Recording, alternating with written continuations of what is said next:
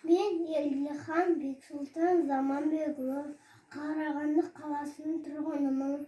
Мен сіздерге Абай атамыздың «Әсемпаз болма, әрнеге» өлеңін оқып берейін. Әсемпаз болма, әрнеге, өнерпаз болсаң арқалам. Сенде бір кірпіш дүниеге, кетігін тапта бар қалам.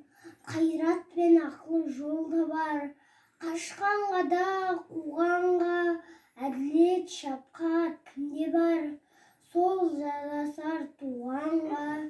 Бастапқы екеу, соңғысы бете қалса ұзаққа, алдын жағын артымыз барар едің қай жаққа.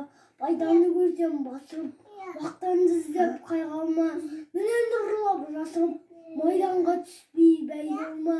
Өзіңде бәрімен көзгіріп, артылам деме өзгеден, күндестігін қоздырып, азапқа қалмай езбеден. Ақырын жүріп анықпас, еңбегің кетпес далаға, ұстаздық еткен жалықпас, үйретуден балаға.